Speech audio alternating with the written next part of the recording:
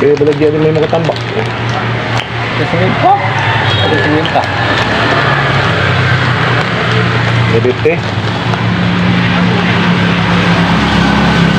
Oke. Tunggu deh.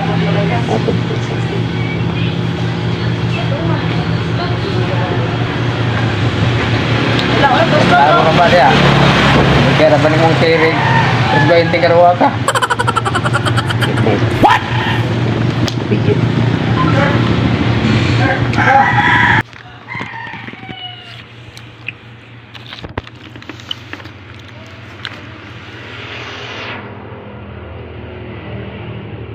Against the light.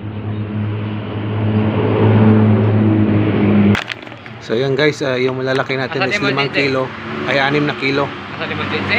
So benta natin ang ano guys, yung malalaki na yung ano 350. Oh, nara kasi inyo hade. 350 benta natin. So sa 6 na kilo guys, mayroon tayong ano nun 300. Sa 6 na kilo may 300 tayo. Kasi 10 kilo mayroon tayo doong 500. 500 yung guys. Plus 300, so 800 dapat ang kikitain natin ngayon. So dapat 800 pataas yung kikitain natin ngayon sa biyahe na to. Ayan, sa 16 kilos na ating isda. Pilih mong ano kitaon? 800 pataas. Ay si kabuang dah. Makitaan dah lang kabuang mo sa ay pagkan liyo.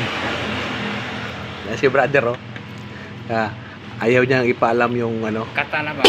yung kikitain na 800 sa biyahe na to dahil konti lang talaga yung isda namin, napaka-konti lang. So paano kami kikita? So ayun guys, ano ko pa lang yun, suggested ko pa lang na yung kikitain namin is 800 sa biyahe na to.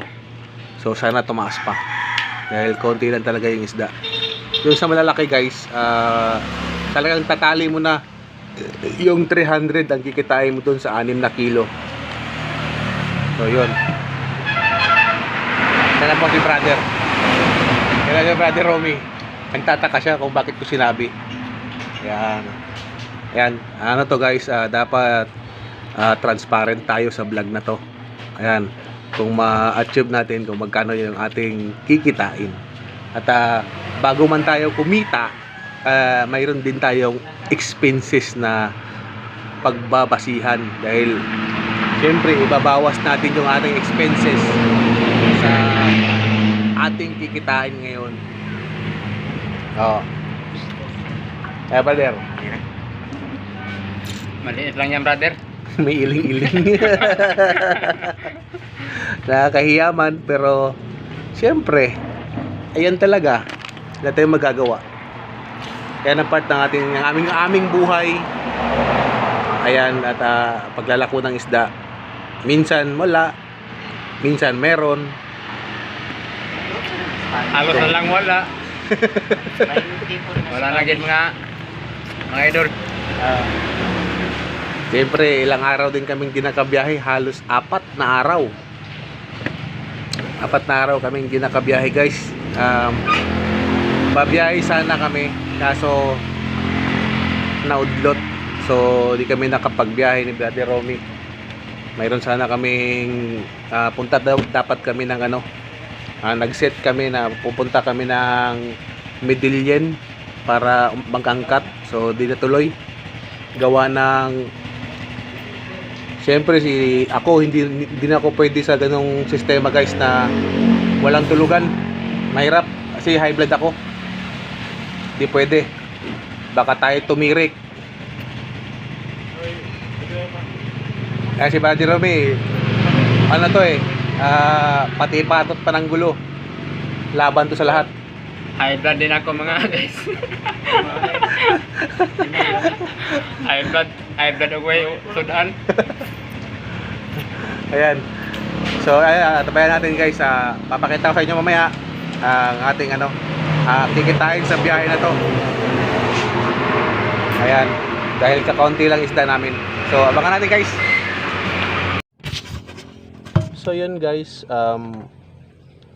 Time check tayo 4:49 ng hapon. So ubos na yung ating isda guys, yung 16 kilos. Ito yung pera na inabot lahat. So ito 3990. Ayan, 3990 yung ating napagbentahan. So kwentahin natin guys kung magkano ba ang tinubo natin sa biyahe na to. So yun, so update ko kayo mamaya. At ako'y andito pa sa ano guys, di pa ako nakauwi ng bahay. So pauwi pa lang. So yun, bless tayo guys. Maaga tayo naubos. So thank you. So yung pera natin na pagbentahan natin is 3990. So maghalos mag 4K. So ngayon yung pag-aanohan natin guys, yung tutubuin natin, kukwentahin natin ngayon. Ito guys, ito yung pera na napagbentahan natin. Kukunin natin dito yung ano, yung puhunan at yung tubo natin. So ang puhunan natin guys is ano, 29 sa ano, 2910. No, tapos may ice tayo na 60. So nagiging ano guys, 2970 o 80 yung ating puhunan. So ano to, 2990. So matitira dito is ano guys, 900.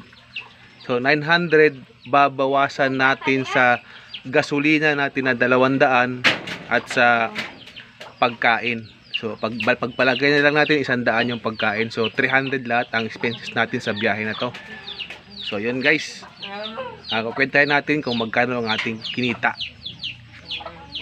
Guys, may kinita tayo. Ayan, kumita tayo ngayon sa biyahe na to sa 16 kilos. Kumita tayo ng 700. Ayan, 700 guys yung kinita natin ngayon. So okay na rin, at least mayroon tayong 700 guys sa maghapon. So ayan guys, thank you. Salamat sa inyong panonood at kayo po'y pagpalain.